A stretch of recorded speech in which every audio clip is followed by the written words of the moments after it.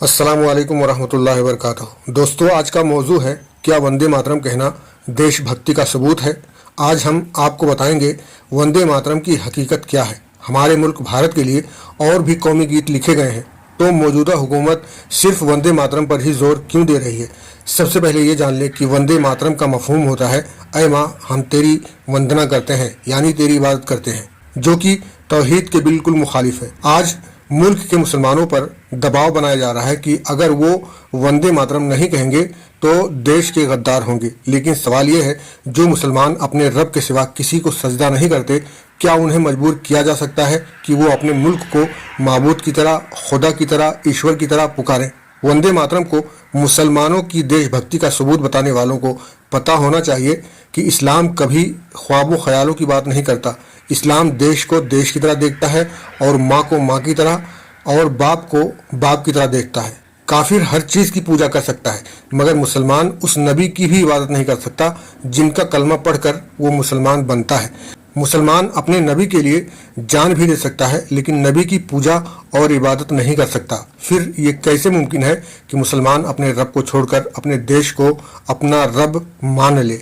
लिहाजा एक मुसलमान देश के लिए जान तो दे सकता है, मगर देश की इबादत नहीं कर सकता। वो इबादत सिर्फ अपने बनाने वाले की करता है। वंदे मातरम के अल्फाज में मादरे वतन को देवी का दर्जा दिया गया है। इसकी इबादत, पूजा, सजदा, नमन की बात की गई है, जो खुल्लम खुल्ला शिर्क है। इस्लाम में सजदा, पूजा, नजराना, इस्तियानत ये सब अल्लाह के लिए खास है। यही वजह है मुसलमान वंदे मातरम बतौर कौमी गीत नहीं बल्कि तौहीद के खिलाफ होने की वजह से इसे नहीं पढ़ते। यहाँ मसला कौमियत नहीं, अकीदा है। यहाँ सवाल ये पैदा होता है कि आज़ादी से पहले जब बंटवारा नहीं हुआ था तो क्या पाकिस्तान भी माँ थी? 1947 से पहले पाकिस्तान भी भारत का हिस्सा था, तो क्या पाकिस्तान भी भारत माता था? अगर कभी पूरा बर्रे सगीर भारत था और अगर भारत माता हज़ारों साल पहले बांग्लादेश, पाकिस्तान, अफगानिस्तान, ईरान तक फैला हुआ था, तो क्या ये पूरा इलाका माँ थी? अगर हाँ, तो आज ईरान, बांग्लादेश, पाकिस्तान और श्रीलंका माँ क्यों नहीं है? माँ तो हमेशा माँ होती है। और अगर आज पाकिस्तान, अफगानिस्तान और ईरान माँ नहीं है, तो अगर मुस्तकबिल में ये इलाके भारत का हिस्सा बन जाएं, तो क्या ये इलाके फिर से माँ बन जाएंगे? अगर ऐसा मान भी लिया जाए तो क्या ये मुमकिन है कि 1947 से पहले जो माँ थी वो 1947 के बाद माँ नहीं रही और फिर आने वाले दिनों में वापस माँ बन जाएगी? हकीकत यह है, भारत माता एक सियासी, जोग्राफियाई और हिंदू मजहबी तस्वूर है और इस्लाम में ये तस्वूर सरासर शिर्क है। इसीलिए मुसलमान इससे इख्तलाफ करते हैं।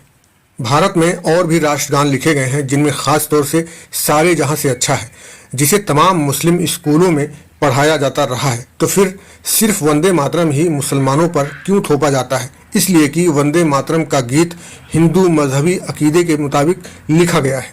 सारे जहाँ से अच्छा में कोई शिर्क नहीं है, कोई पूजा नहीं है, कोई देवी देवता नहीं है। मुसलमानों को इस गीत से कोई दिक्कत भी नहीं है, लेकिन मौजूदा हुकूमत मुसलमानों को बताना चाहती है कि अगर मुल्क में रहना है तो हमारी तरह मुशरिक बनो।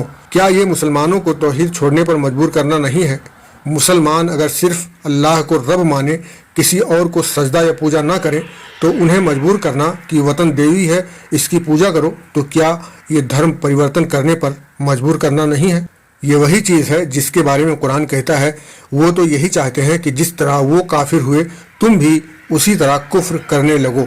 ये लोग इल्ज़ाम लगाते हैं इस्लाम तलवार के ज़ोर से फैला, जबकि इस इल्ज़ाम का इस्लामी तारीख से दूर दूर तक कहीं कोई ताल्लुक नहीं है, बल्कि ये काम ये लोग खुद कर रहे हैं। पूरे मुल्क में मुसलमानों के साथ जबर, धमकी और हुकूमत का दबाव, सब कुछ मुसलमानों के अकीदे के खिलाफ इस्तेमाल किया जा रहा है और पूरी दुनिया ये सब खुली आंखों से देख रही है कि हिंदुस्तान के मुसलमानों को ज़बरदस्ती काफिर बनाने की कोशिश हो रही है।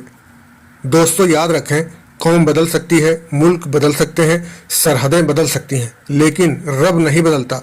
अगर कोई आदमी हिमालय को हिमालय ना माने तो उसकी बुलंदियां घट नहीं जाएंगी। इसी तरह अगर कोई काफिर तमाम कायनात के हकीकी रब को रब मानने से इनकार करे तो उस रब की रुबूबियत में कोई फ़र्क नहीं आता।